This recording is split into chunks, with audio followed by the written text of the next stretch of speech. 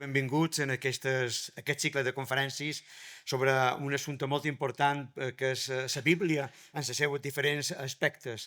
La Bíblia és un llibre, el llibre dels llibres, diuen, i és per tant un llibre pels creients, sobretot molt important pels cristians, i que té una magnitud i una capacitat d'estudis tremenda. No? Per tant, benvinguts en aquest cicle de conferències. La catedral Seu de Mallorca té el gust de presentar aquestes conferències sobre textos bíblics en la segona edició del cicle, els fonaments de l'art sacre, vivències de fe i de cultura. L'objectiu principal del cicle és establir un diàleg acadèmic, tècnic, entre l'art religiós i les diferents disciplines de teologia, de Bíblia i de litúrgia. La primera de les conferències serà avui, a càrrec del doctor Andrés Enrique Arias, catedràtic de Llengua Espanyola de la Universitat de les Illes Balears. La seva conferència du el títol de Las Biblias castellanas medievales, un patrimonio olvidado. En ella, el professor parlarà sobre el patrimoni de traducció bíblica medieval al castellà. D'aquesta qüestió introduirà en el conferenciant el doctor Andreu Villalonga, que després parlarà més concisament d'aquesta qüestió. A l'edat mitjana, l'estudi i la traducció de la Bíblia van ser fonamental per l'expressió de la fe i també per la formació de la cultura occidental que ara tenim. D'altra banda, aquestes traduccions van permetre que es tingués més accés a la paraula de Déu en la pròpia llengua vernacla. Per altra banda, no podem oblidar que la Bíblia conté un missatge únic, des del punt de vista creient, una paraula viva, una paraula històrica, una paraula encarnada i per això mateix una paraula digna de ser interpretada, traduïda en els diferents contextos lingüístics i històrics de cada moment. Li dono un altre pic les gràcies per la vostra presencia hoy aquí.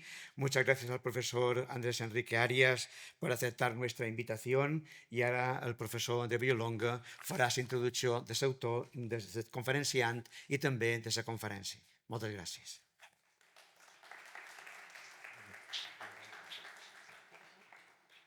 Bon vespre. Moltes gràcies per haver vengut en aquesta segona edició del cicle. Ja no tornaré a insistir en què consisteix ni per què, perquè ja va dit el degà. Simplement unes paraules i me permetran que comenci donant les gràcies, perquè llavors se m'oblida i sempre quedem malament amb qualcú. Però una activitat d'aquest tipus, muntar un cicle de conferències acompanyada a més d'una petita, però jo crec que molt interessant, mostra de bíblies, no és una tasca fàcil ni que pugui fer una persona tota sola com jo. Llavors, esclar, hi ha molta de gent implicada. Primer de tot, evidentment, és donar les gràcies en el capítol catedral, en la persona del seu degà, don Antoni Vera, també de don Mateu Tous, que no ha pogut estar en altres per motius d'agenda, que és el canonge responsable de patrimoni i és director del Museu d'Art Sacre, per tot el suport que donen tant institucional com d'implicació personal en les activitats que organitzam des de la càtedra. Vull agrair també la participació de les tècniques del Museu d'Art Sacre i de l'àrea de gestió cultural, que fan una feina impagable de divulgació del món de la cultura, del món de la seu i de l'art sacre. També Ana Maria Ferrer, la cap del servei de comunicació de la seu, que és la que fa que arribi a la gent precisament aquest tipus d'activitats que fem. També a la FUEIP, la Fundació Universitat i Empresa, que dona suport a la càtedra, el vicerrectorat de projecció cultural i el servei de comunicació de la universitat. I no manco tornar a repetir les gràcies a tots vostès que en aquestes hores intempestives entre setmana venguin a escoltar aquestes conferències. El cicle va començar l'any passat i vàrem fer una primera aproximació parlant dels manuscrits del Nou Testament. Per tant, ens situàvem a l'antiguitat tardana fins i tot. Vàrem veure després la projecció que tenia entorn a com aquesta paraula escrita se feia imatge I enguany donam una passa més, mos avançam a dins la història i entram a dins el món medieval. Parlarem primer, a través d'aquesta primera conferència, de les traduccions de la Bíblia en llengua vernacla, concretament en el castellà, i la setmana que ve veurem com aquesta paraula se fa imatge, precisament a damunt el suport mateix de la Bíblia. Llavors, per parlar d'aquesta primera, per aquesta primera conferència, hem convidat en el doctor Andrés Enrique Arias, que és catedràtic de Filologia Espanyola, actualment director del Departament de Filologia Espanyola Moderna i Clàssica de la Universitat de les Illes Balears, i jo ara que no m'ho sent diré que per jo ha estat tot un descobriment. És a dir, ningú ho havia de descobrir, però és que jo el desconeixia completament, i mira que estem a prop, en realitat, en el Ramon Llull, no? Però això que passa, no?, que a vegades tens un tresor a prop i no te'n dones compte. I va ser per pur accident, llegint una revista, em vaig topar amb un article que hi havia escrit, tot d'una vaig pensar, vamos, el cicle de conferència d'enguany l'ha d'inaugurar ell, perquè és especialista, té distintes línies de recerca entre els contactes entre la llengua castellana i la catalana al llarg de la història, la morfosintaxis històrica del castellà, però sobretot el que el du aquí avui és el seu interès per el món de les bíblies. En època medieval, especialment per les traduccions castellanes, és l'impulsor i és responsable del projecte Bíblia Medieval, que per jo ha estat, insisteix, tot un descobriment. No només ha generat des de... Bueno, de fet, crec que va començar ja quan feia estudis de postgrau, però des de l'any 2008 que està en xarxa, és una eina extraordinària, perquè permet posar en contacte de forma sinòptica, en el sentit més literal de la paraula, d'anàlisi de textos que estan contraposats en columnes, un enfront a l'altre, els manuscrits castellans de la Bíblia d'època medieval en les versions llatines, de la Vulgata, i el seu text original hebreu, a més, amb una particularitat que ja me sembla, en fi, absolutament fascinant, que és la de tenir enllaç en els facsímils dels textos medievals, que el qual es pot veure en pantalla, i és una cosa extraordinària. Per complementar no només aquesta conferència, sinó també la de la setmana que ve, hem comptat amb el suport del doctor Francesc Ramis, director canonge de la Seu i director del Museu Bíblic, que mos ha deixat una sèrie de peces que després podran veure, i si volen ja... Ell tampoc no ha pogut estar aquí, però la setmana que ve sí que m'ha dit que vendrà, per tant supos que mos farà 5 cèntims d'aquestes peces, però que hem pensat que eren un complement perfecte precisament per el contingut. Hi ha una edició moderna, però amb molt bones reproduccions de la dècada dels anys 20 de la Bíblia de la Casa d'Alba, un text que supos que mos ne parlarà avui, i per seguir un poc amb aquesta dinàmica del projecte de Bíblia Medieval, doncs hem portat alguns rotlles en hebreu, encara que siguin del segle XIX, ja mos agradaria tenir exemplars medievals, i un exemplar d'una edició barroca de finals del segle XVIII de la Vulgata. Per tant, tot això que el doctor Enrique mos parlarà ara doncs ho podrem, no tocant les mans, però quasi, no, veure-ho de prop. En fi, jo no m'ho vull enredar més perquè tots tenim, jo primer, ganes de sentir aquesta conferència i sense més preàmbul deixo la paraula ja al doctor Andrés Enrique. Moltes gràcies, Andrés.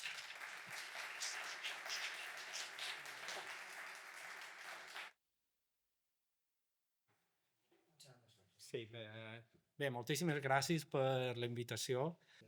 Bé, només volia fer unes paraules d'agraïment per la invitació, company, el professor Andreu Villalonga, bé, som companys, i en el degà i a tots vosaltres, és un plaer molt especial veure tant d'entusiastes aquí per escoltar xerrar de la Bíblia. Jo faré la meva presentació en castellà perquè no tinc un domini d'aquest tema acadèmic i la part més tècnica, però de totes maneres, moltes gràcies. Ahora me paso al castellano. Decía Moshe Rayel de hecho, don Luis de Guzmán, que es el promotor de la Biblia de Rayel, también conocida como Biblia de Alba, luego explicaré por qué yo la llamo Biblia de Rayel, decía algo así como que en el tiempo que tenemos libre, más nos gustaría oír de Biblia que jugar ajedrez o dados o tablas o leer libros historiales o poetas, ¿no? Y bueno, esto es de lo que se trata esta tarde, ¿no? Tenemos un rato libre para hablar sobre la Biblia. Bueno, pues si vamos a Google y hacemos una búsqueda, ¿cuál es la primera Biblia en español? ¿Qué es lo que nos sale? Pues nos sale siempre pues algo así, ¿no? La Biblia del Oso, primera traducción completa de la Biblia al castellano, de 1569, Casiodoro de la Reina. Y tenemos no solo en el ámbito informal de Internet, aquí vemos una tesis doctoral defendida en 2017 que también dice lo mismo. La primera traducción completa de la Biblia en castellano, la Biblia del Oso de Casiodoro de la Reina, y así podríamos seguir ejemplo tras ejemplo.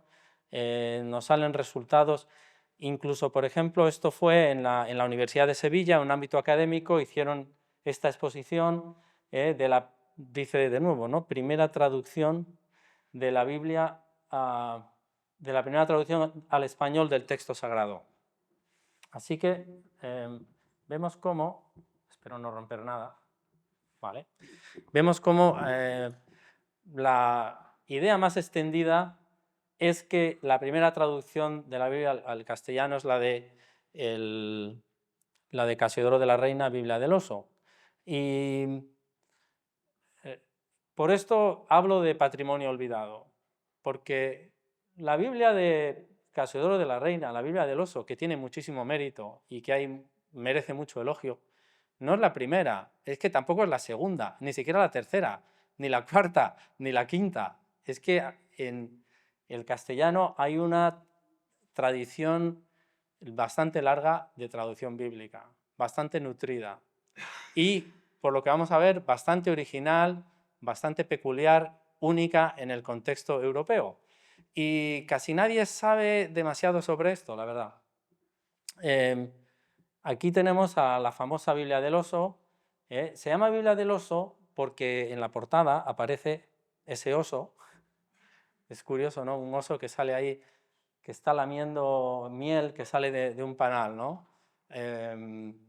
Y esto es una Biblia que se creó en el exilio por los Casiodoro de la Reina, era un monje jerónimo de Sevilla, que era luterano en secreto, y justo cuando ya le iban a pillar, con unos cuantos más compañeros del monasterio de los jerónimos, escaparon, huyeron a Europa, tuvieron un periplo por ahí por diferentes sitios y acabó Casiodoro en Basilea, donde publicó esta famosa Biblia, que durante mucho tiempo ha sido la Biblia de los protestantes españoles, de los evangélicos, los luteranos, etc.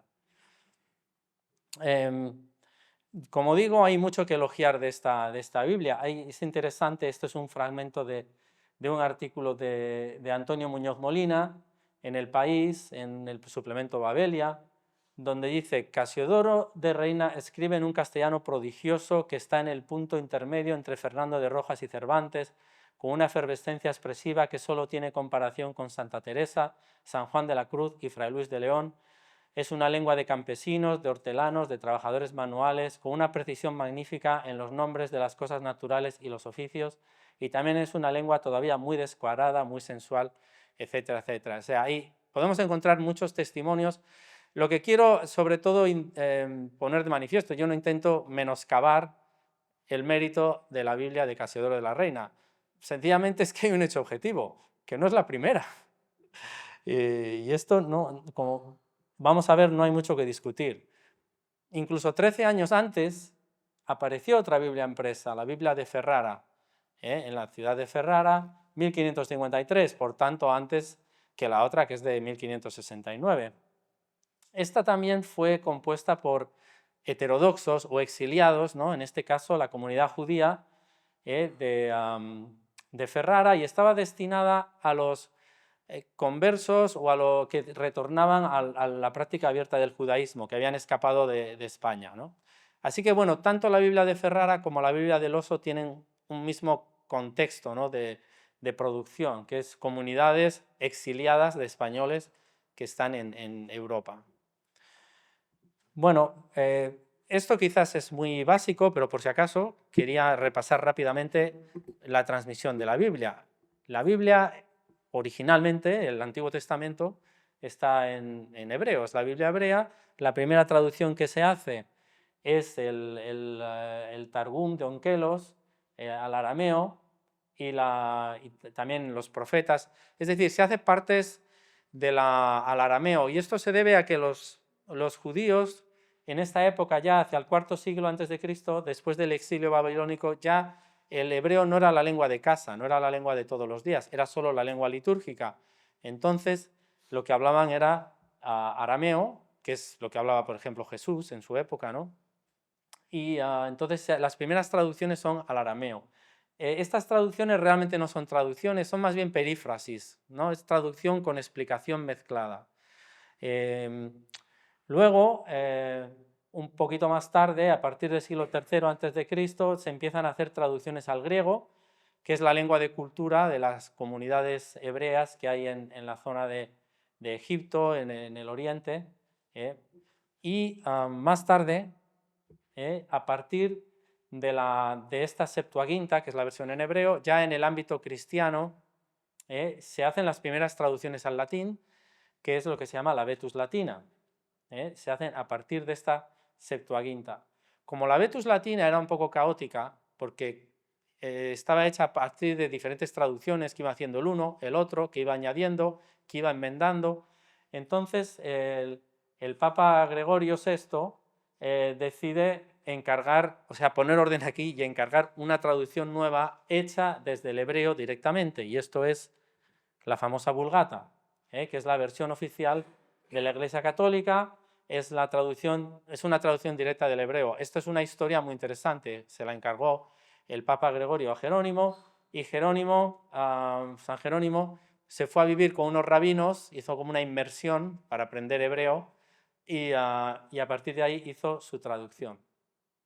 Bueno, pues las Biblias medievales vienen o bien traducción directa del hebreo o traducción de la Vulgata Latina. Estas son las dos fuentes que tenemos. Había dicho que la situación de la Biblia en el castellano es peculiar. No hay ninguna Biblia famosa realmente de las que se hicieron en la Edad Media. Ninguna tiene un impacto comparable a la Biblia de Lutero en alemán o la Biblia King James en inglés, que estos son Biblias que tienen una influencia enorme en la lengua literaria, en la lengua culta, en la lengua normativa. Ninguna de las que se hicieron en castellano tiene semejante importancia, pero, sin embargo, las Biblias antiguas en español, como vamos a ver, son un capítulo único en la historia cultural europea por una serie de razones. Para empezar, bueno, hay más traducciones medievales de la Biblia en español que en cualquier otra lengua vernácula o vulgar premoderna de Europa.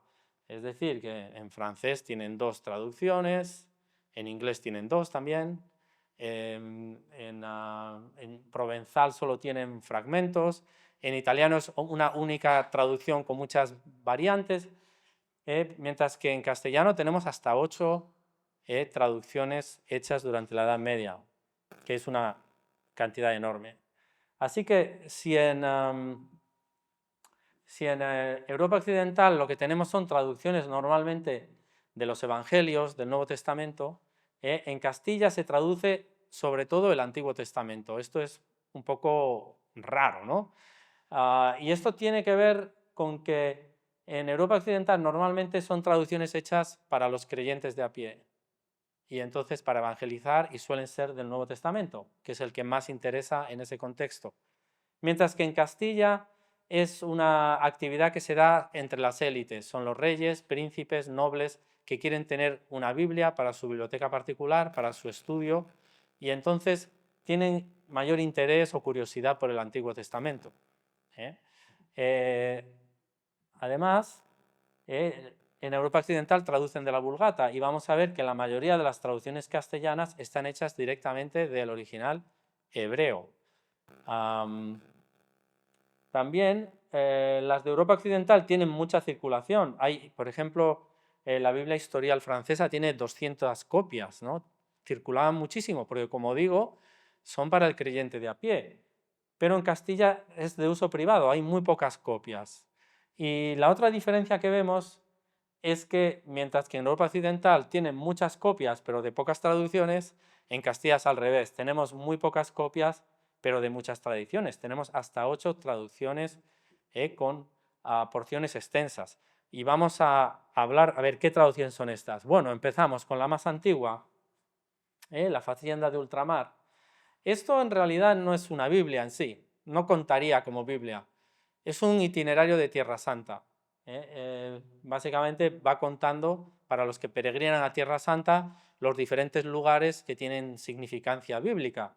Lo que pasa es que lo que hacen es que dicen, bueno, y aquí llegamos a Hebrón. Y según llegamos a Hebrón, te copian ahí un trozo enorme de la Biblia donde te cuentan pues, pasajes de la vida de Abraham o de lo que sea, ¿no? Sucesos bíblicos que han sucedido ahí. Así que en realidad 80% es traducción literal además del hebreo.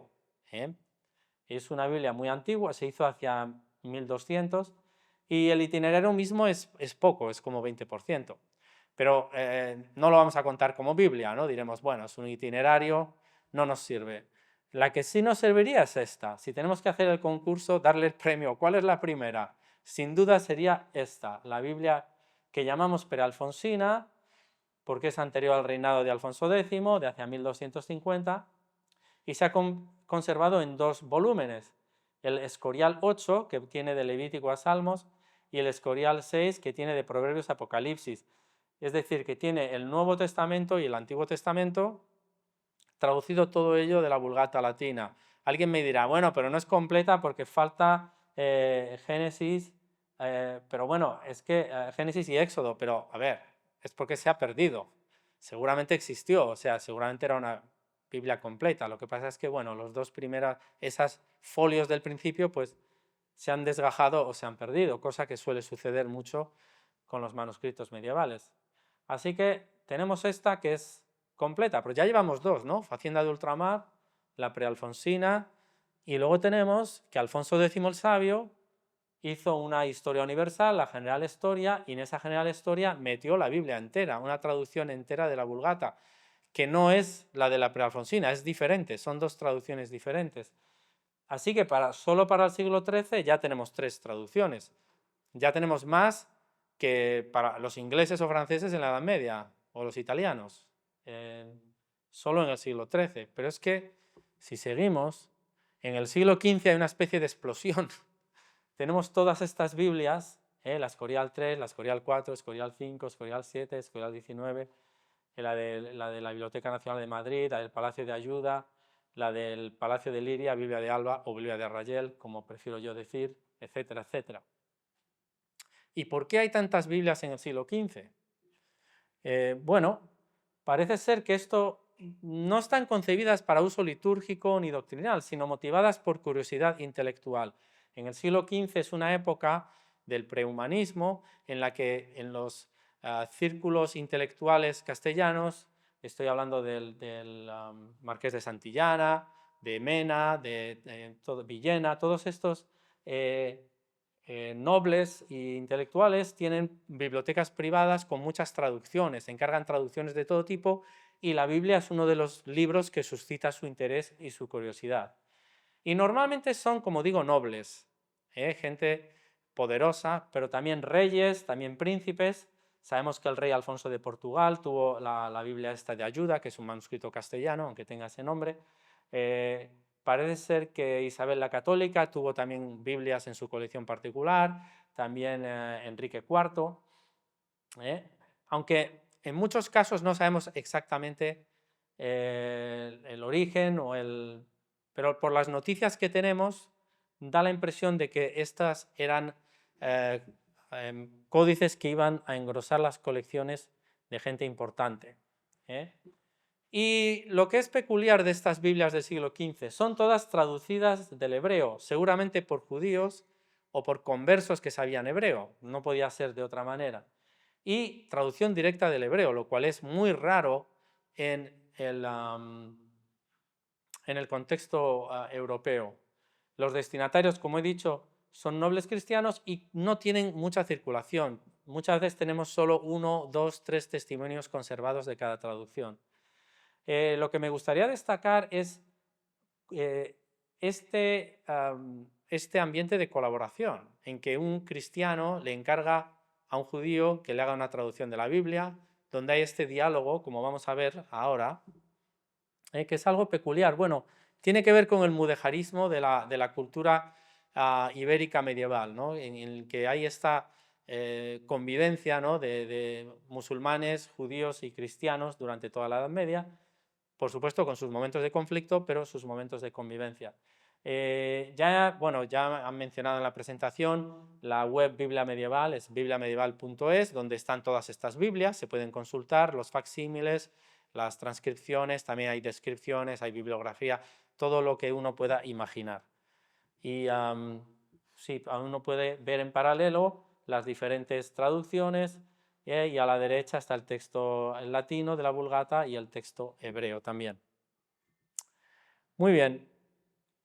Como he dicho, hay muchos, bueno, no tantos, pero una docena larga de manuscritos, pero eso no quiere decir que haya una docena larga de Biblias. Es decir, Biblias no es lo mismo, o traducciones no es lo mismo que códices, porque a veces en un códice puede contener varias traducciones combinadas que se han copiado, que se han mezclado ahí, o lo contrario, puede haber 2 códices complementarios que son partes de una misma traducción.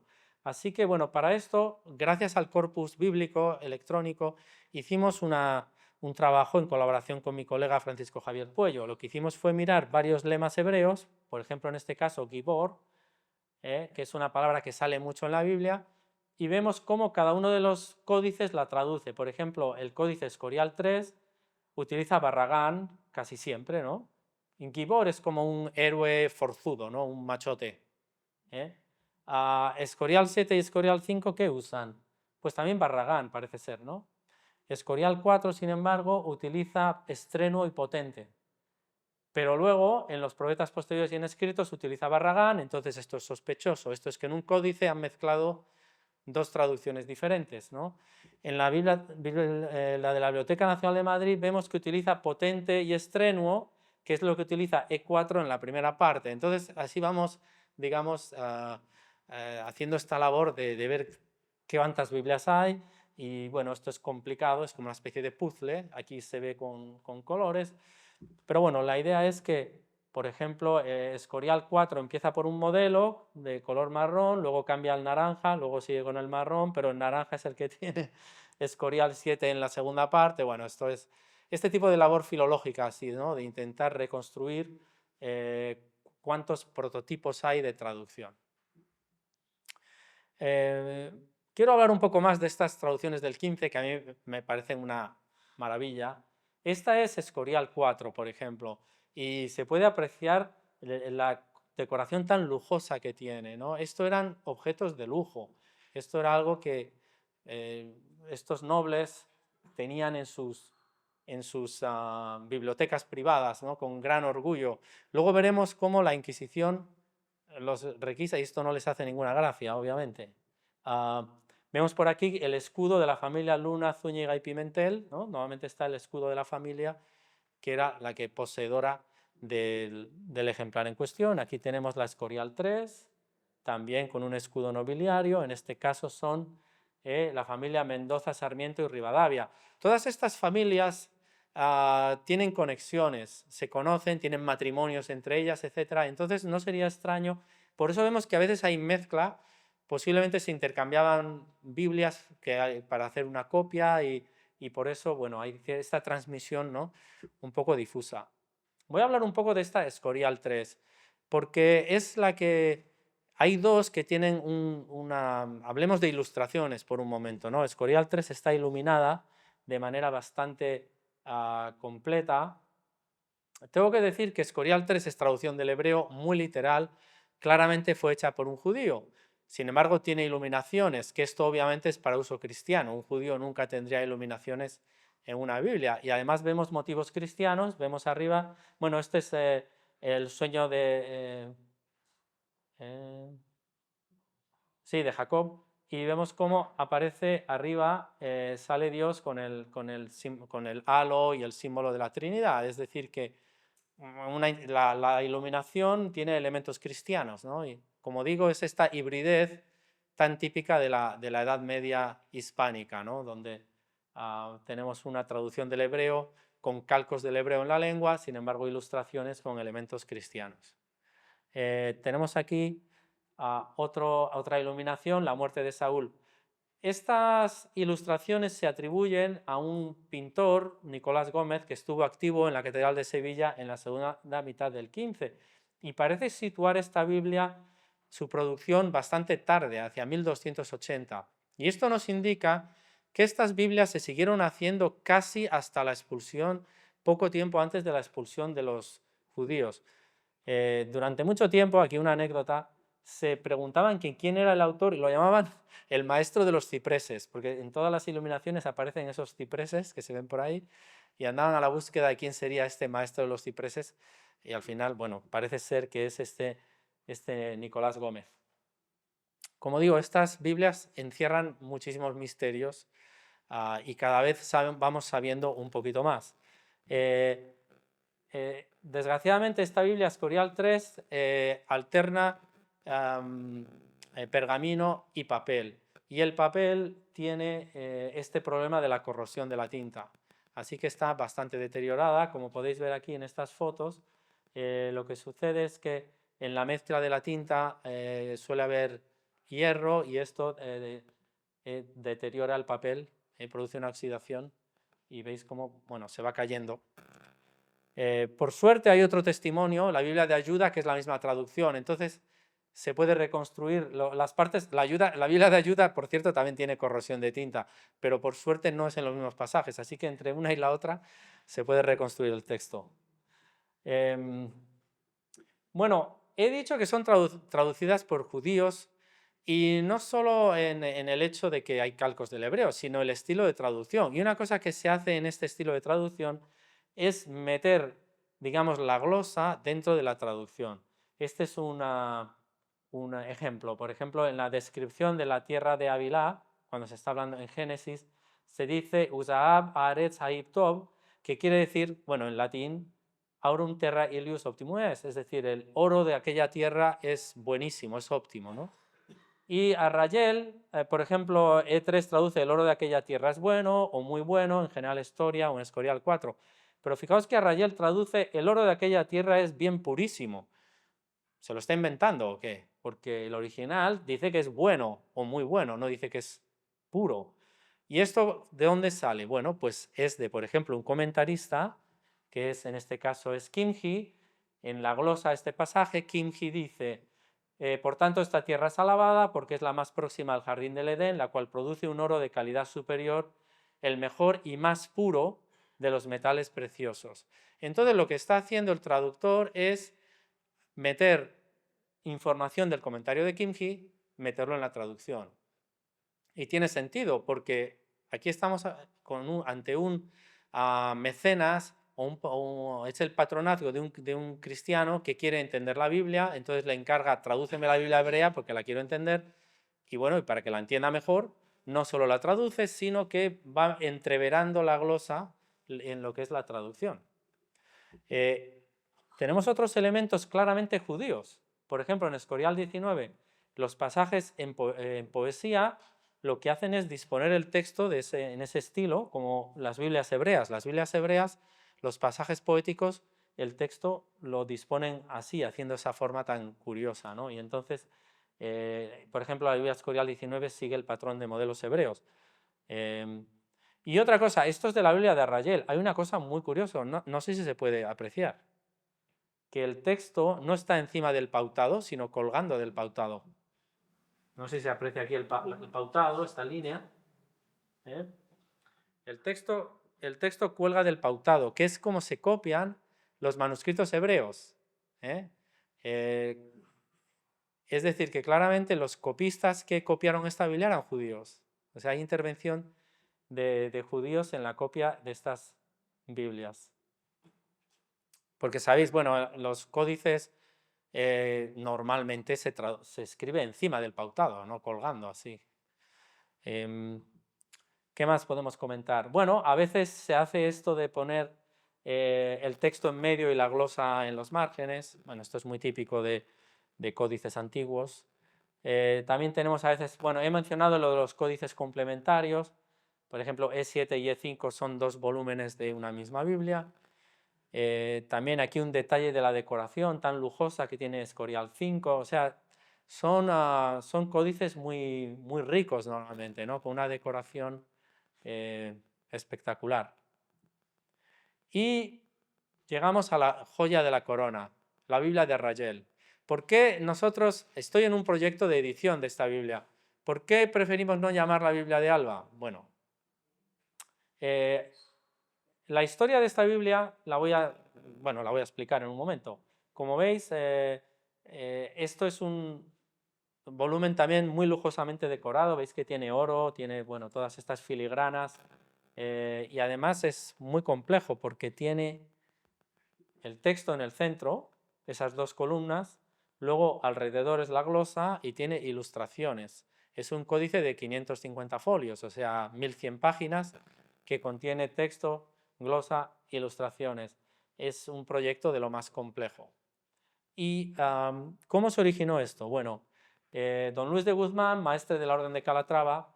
Bueno, es que no he mencionado esto. Esta Biblia además viene con 25 folios de prólogo con el making of, donde nos cuentan el proyecto, cómo se llevó a cabo.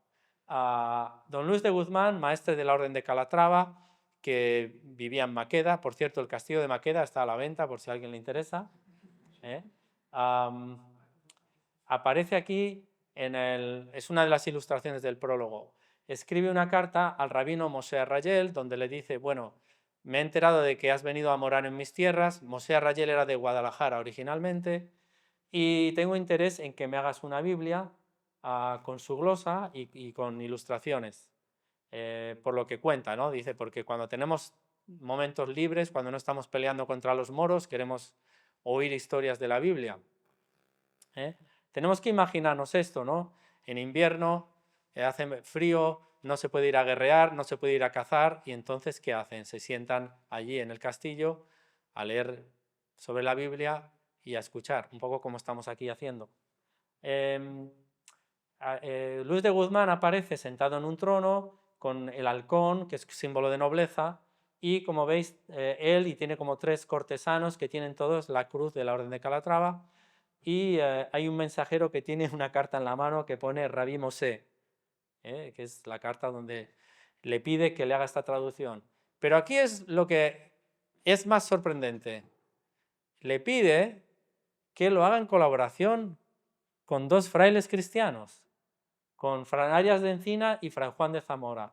Aquí tenemos a una ilustración de Arrayel, que está ahí en medio, con los 2 frailes, con la Biblia abierta en medio, y están discutiendo.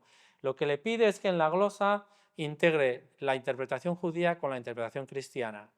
Y con esta idea que tenemos tan oscurantista e intolerante de la Edad Media, en realidad, durante la Edad Media, hispánica al menos, en la Iberia medieval, vemos que recurrente este motivo de la colaboración entre judíos y cristianos, combinando las visiones de unos y otros. Aquí tenemos también a Arrayel con Fray Juan de Zamora. Veis que Arrayel tiene una marca roja en la ropa. Los judíos en la Edad Media, a partir de las partidas de Alfonso X, estaban obligados a llevar una marca. Así que ahí se le identifica como judío, y vemos al Fray Juan de Zamora con su hábito. Entonces, ¿qué pasó con esta Biblia? Bueno, Luis de Guzmán la encarga a Arrayel.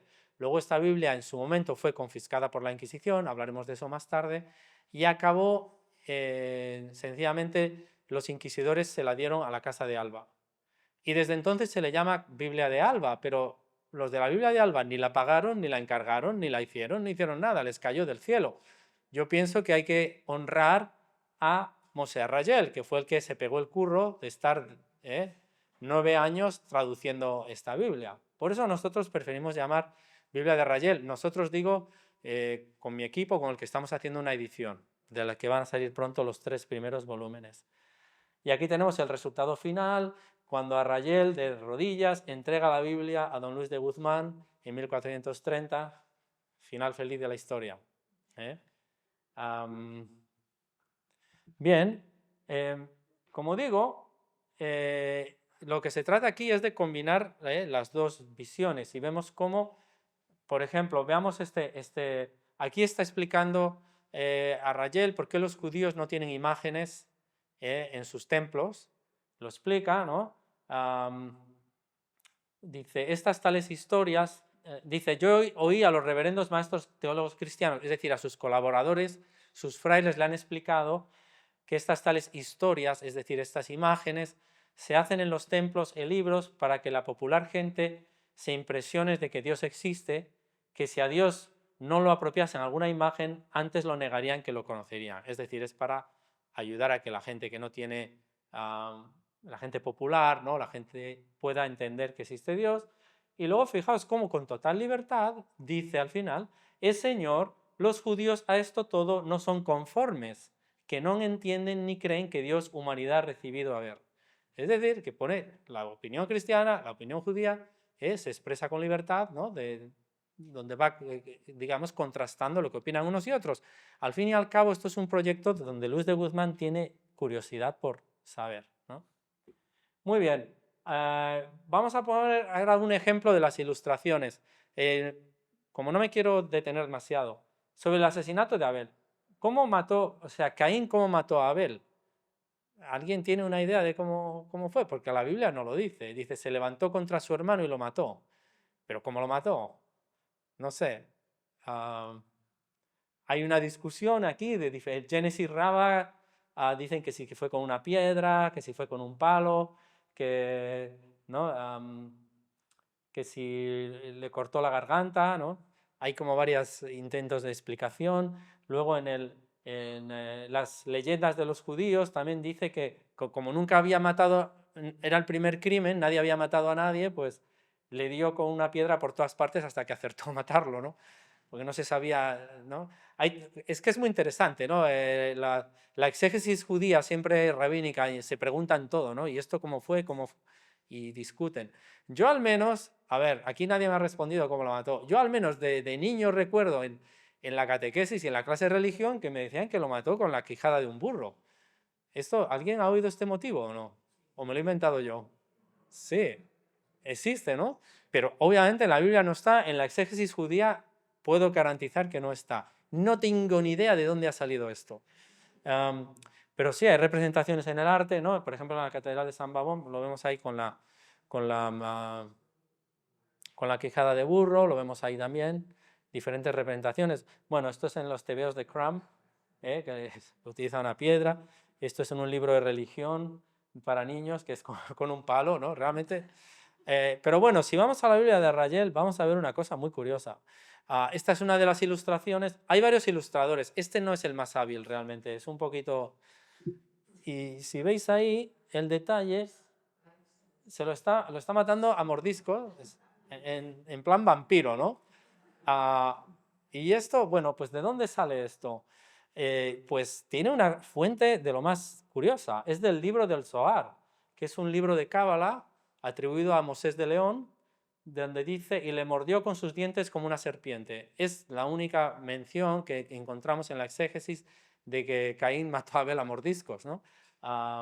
Pero lo interesante es que esto, siendo una fuente judía, se cuela de algún modo en la iconografía cristiana. No es muy común, pero fijaos, esto es en el trascoro de la Catedral de Toledo, donde veis que parece que están bailando un tango, pero en realidad no sé si veis que lo está agarrando de una mano y por el pelo con la otra mano y le está pegando un mordisco.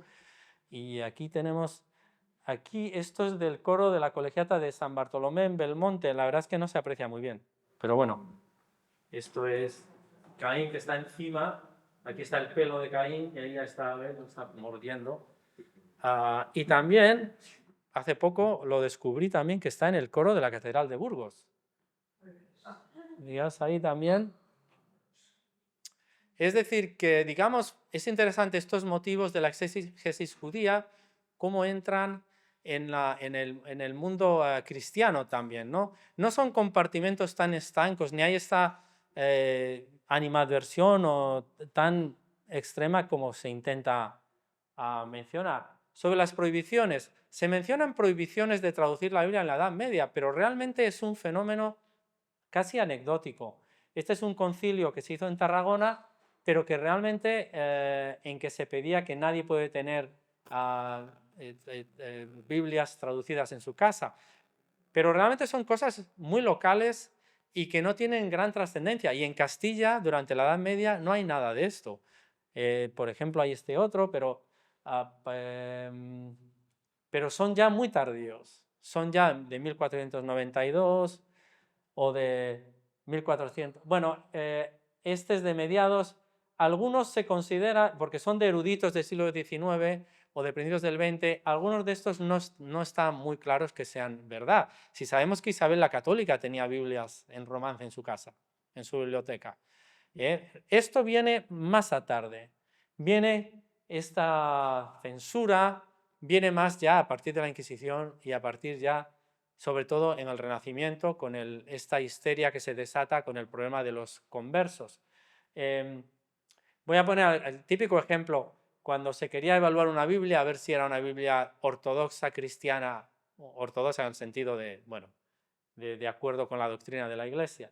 Por ejemplo, Isaías 7:14, la Biblia de Torres Amat, que es una Biblia cristiana, traducción de la Vulgata, dice, sabed que una virgen concebirá y parirá un hijo, virgen porque es Virgo en la Vulgata. Pero la Biblia de Cantera, por ejemplo, dice, he aquí que la doncella concebirá.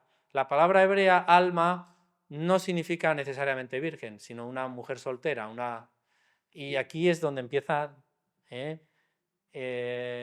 por ejemplo, en la Biblia Escorial 3 vemos que han tachado, donde ponía manceba, han puesto virgen encima. Dice, ojo, la manceba preñada, fue muy malicioso el que borró el nombre virgen y puso manceba. Véase Jerónimo. Pero esto es posterior, esto no es de la Edad Media. En realidad yo ahí no entiendo nada, no sé si pusieron virgen o manceba, está ya como tan retocado, ¿no? Veis aquí otro caso en que este traductor no se ha querido mojar y lo ha dejado en hebreo, ¿no? Que la alma concibió, alguien puso, el hebreo dice a alma que nunca se toma en toda la escritura sino por virgen. O sea, hay este debate, ¿es virgen, es manceba?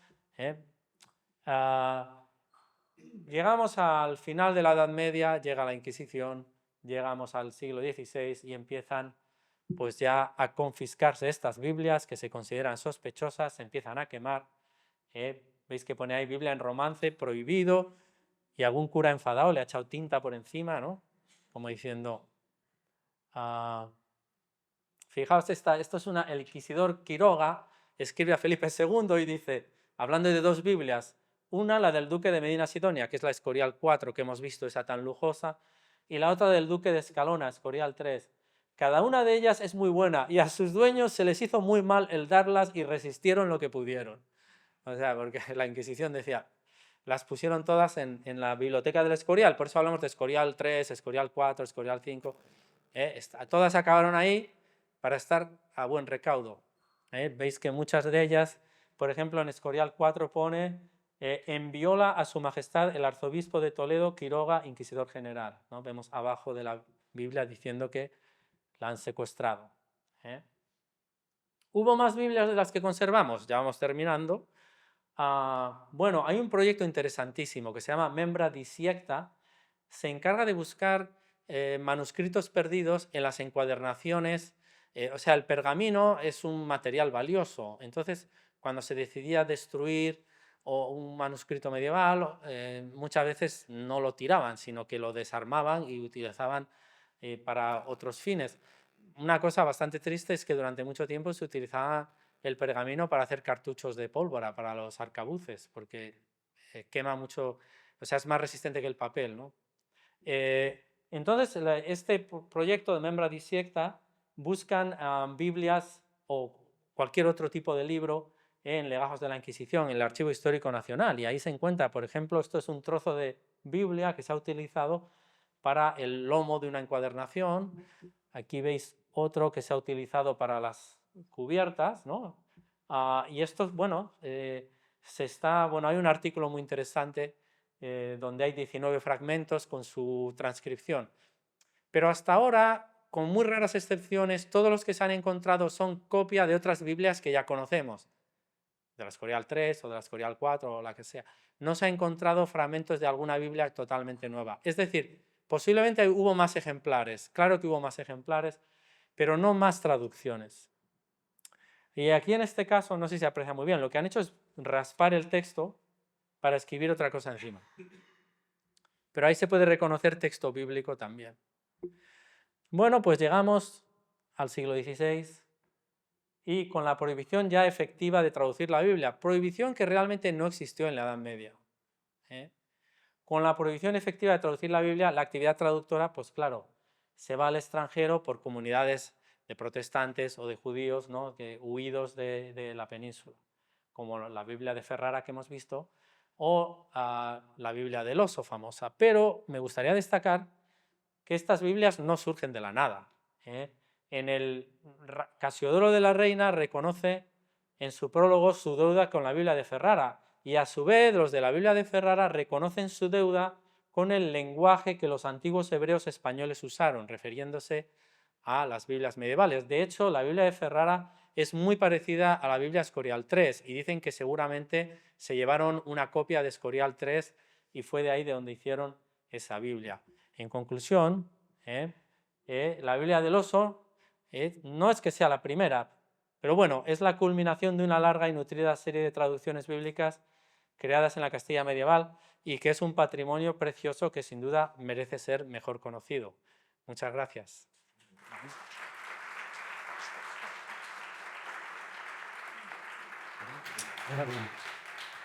Bueno, enhorabuena, es una conferencia magnífica. En fin, si hay preguntas, aportaciones. No, yo una curiosidad. Se ha dicho que las Biblias eran instrumentos de adorno. ¿Eran Biblias leídas, reflexionadas, o simplemente eran una cuestión decorativa, de prestigio? No, yo creo que desde luego, si pensamos en la de Alfonso X, general de historia, Alfonso X tenía una curiosidad enorme por todo esto. También estos nobles como el Marqués de Santillana, estoy convencido de que su Biblia él la leía, porque ellos también buscaban modelos de conducta, buscaban también, por ejemplo, les interesaba mucho el libro de los Macabeos, porque como ellos eran guerreros, ¿no?, se dedicaban a actividad militar, veían modelos de heroísmo, o sea, sí es cierto que para ellos tenía un componente, digamos, historiográfico, era leer historias en las que ellos inspiraban su conducta, ¿no?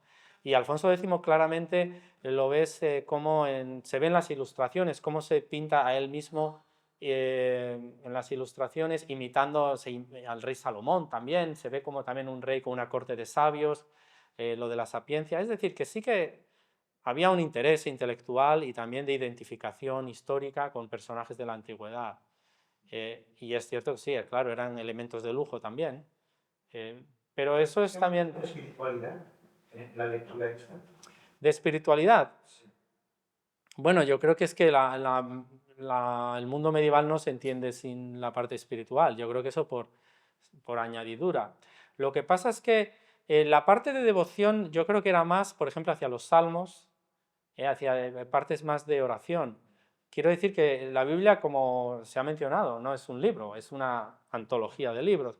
Y en cada libro se encuentra algún tipo de cosa, ¿no? Era muy típico también tener, sí, traducciones de los salmos se rezaban, pero luego, claro, las partes más históricas, ahí la parte de devoción, no, digamos que quizás no está tan... Pero yo creo que eso pasa hoy día incluso con gente que lee la Biblia, encuentra diferentes motivos en diferentes partes, ¿no? Sí. Porque muchísimas veces nos han comentado el motivo por el cual, a partir del 16, el mundo católico hispánico y otros no quiere que se traduzca a lenguas vulgares la Biblia. Has hablado de la versión, el miedo, el contagio, herejía protestante, el liberalismo. Quería que usted me diga su Bueno, opinión. no soy especialista ni mucho menos en el siglo XVI, pero obviamente lo que sucede es básicamente eso, ¿no? Porque hay una, digamos que llega a un nivel, incluso hay guerras de religión por toda Europa, ¿no? En este momento, ¿no? Y todos los bandos son bastante radicales en esta cuestión. No es solo que los intolerantes son los católicos, también los otros queman gente, y los calvinistas, etcétera, ¿no? O sea, es un momento que es obviamente de un enorme grado de intolerancia. Lo que yo digo como aficionado de la historia, porque tampoco es la época que yo haya estudiado en detalle. Pero parece claro que durante la Edad Media no, aunque se menciona puntualmente prohibiciones, pero son siempre locales o por algún hecho. Parece ser que la herejía de los cátaros y los albigenses, eso hizo que en el sur de Francia hubiera cierta cautela con las traducciones. No, el miedo era siempre que a través de que si dejaba traducir libremente, que pudieran extenderse herejías y demás. Pero también hay un poco de mito cuando se intenta decir, bueno, toda esta narrativa de que Casimiro de la Reina es el primero que traduce porque, claro, los protestantes o los luteranos son los que dan la Biblia al pueblo y los católicos no lo habían permitido. Es que esa narrativa es exagerada, ¿no es verdad? Porque realmente vemos cómo durante toda la Edad Media no era así. Y de hecho, otro mito que hay, que Lutero fue el que permitió que la gente leyera la Biblia en vulgar, cuando hay como, no sé, 14 ediciones de Biblias en alemán anteriores a él. Es decir, que hubo siempre bastante tolerancia sobre eso, aunque nominalmente había una versión oficial, que era la Vulgata. Realmente la Iglesia Católica nunca hizo cumplir ninguna, de manera, digamos, estricta, nada. Es ya solo muy tardíamente, pues ya digo, a mediados del 16 ya había en Alemania un montón de traducciones impresas, también en italiano, en todas las lenguas europeas. O sea, cuando llegan las Biblias de la Reforma, quiero decir que es una narrativa que se defiende mucho. Por fin ya la Biblia puede llegar a la gente, pero yo creo que no era así, eso se ha exagerado un poco. De hecho, al albur de lo que cuentas, incluso en el 16 y dentro del mundo de la Iglesia Católica, sigue habiendo muchos mitos en este sentido. Por ejemplo, el Concilio de Trento dice que la Vulgata es la única versión legítima, ¿no es verdad? Se debatió muchísimo a lo largo del Concilio de Trento el tema de la traducción, de si se debían leer, incluso si se debía ver libros litúrgicos en lenguas vernáculas. Al final, el problema era que la Vulgata latina estaba tan llena de malas traducciones y que tenía unos problemas evidentes que los padres conciliares eran muy conscientes de ellos y insistieron en que debía depurarse la Vulgata latina. Porque claro, si no era una traducción muy correcta y muy a la literalidad, creaba problemas también. Luego se solicitó al Papa, o se invitó al Papa a que pusiera en marcha una revisión de la Vulgata, porque estaba en entredicho y por eso aparecían, entre otras cosas, traducciones, ¿no? Y el Concilio de Trento, otra cosa es lo que pase después con los decretos del concilio y cómo el papado desde Pío V a los siguientes va cerrando el grifo, por así decirlo. Pero lo que hace el Concilio de Trento es decir que la Vulgata es una edición legítima, no la única, sino que es correcta, a pesar de las críticas que necesita corrección, de revisión, pero que es legítima. Claro, de ahí pasará lo mismo que con el misal. Con el misal romano, que se impone. No es Trento el que impone el misal romano, es Pío V en 1570 a partir del misal romano. Lo cual me lleva a dos cosas que me han parecido realmente muy interesantes. Es verdad lo que comentabas de la Biblia de la Casa de Alba, me parece un criterio a nivel histórico maravilloso, pero habría que hacer didáctica también para que también se corrigieran las denominaciones de las Biblias del Escorial, porque al fin y al cabo también acaban además en el 16. Y eso me lleva a una pregunta. ¿Hasta qué punto? Es que no sé si lo he entendido bien, pero me ha parecido entender, vamos a ver, es la Inquisición la que, ante la prohibición de las traducciones, las requisa y llegan al Escorial a buen recaudo, o es en realidad al revés. Si es Felipe II, para nutrir la biblioteca del Escorial, que utiliza de la Inquisición para recopilar todas las Biblias castellanas que pueda, porque es en realidad un modus operandi como muy característico de Felipe II. Aquí nos pasó con las obras de Ramón Llull. Felipe II era casi un converso al lulismo gracias a un canónigo de la catedral, Juan Seguí, y sobre todo gracias a Juan de Herrera, uno de los arquitectos del Escorial, que era lulista. Y aunque a veces se ha hablado del Escorial como templo de Salomón, el Escorial es un monumento a la Contrarreforma, pero sobre todo un monumento muy lulista en realidad. Y este interés de Felipe II por Llull es lo que hace que a través de este canónigo pues, se requisen en Mallorca todos los manuscritos, todos los libros que pudo conseguir de Llull y se llevaron al Escorial. No sé si es el mismo caso, pero me ha parecido muy interesante porque me ha parecido ver un cierto paralelismo en este sentido. Por lo tanto, es lo que decías. A pesar de que pueda haber una prohibición, no es una prohibición, entiendo yo, a lo mejor genérica o universal, sino que dependerá a veces de cada diócesis, pero aún así, evidentemente, en el caso de Felipe II es muy evidente porque también le interesaban otros temas como el hermetismo, la astrología, y también hay una gran colección de horóscopos, por ejemplo, en el Escorial. Por lo tanto, es también un poco la idea del compendio de los saberes universales en aquel momento, que quizás es lo que motiva este afán de recolectar textos. Creo que me he enrollado ya. Pero Pues, aprovechando la pregunta, pues... pues la verdad es que no lo sé, porque sobre siglo XVI, de nuevo, tampoco he profundizado mucho. Bueno, podría, o sea, hay trabajos recientes sobre la cuestión de cómo fue el proceso. Creo que también Arias Montano estaba implicado en todo esto. Sí. Me da la impresión también de que porque hubo destrucción de Biblias, como veis en esos Membra Dissecta, pero se ve que estos ejemplares tan lujosos les daba pena destruirlos y por eso los conservaban, aunque los tenían ahí controlados de quién podía acceder a ellos, ¿no? Sí, eso es otra cosa. Sí. Pero sí, bueno, tendría que mirarme un poco esto, cómo es exactamente. Tengo entendido también que Felipe II poseía alguno y que también se resistió a entregarlo, porque pues, había presión también, pero son cosas que he leído un poco por encima, tengo que mirármelo bien. Ya, bueno, cosas que tiene la historia, ¿no? Sí. A veces nos movemos en compartimentos estancos, soy medievalista, soy modernista, y en realidad pues lo que funciona es la diacronía, Sí. ¿no? Siempre es un proceso muy enriquecedor, perdón. Bueno, ¿alguna cosa más? Pues nada, muchas gracias, enhorabuena, Andrés, una conferencia fantástica.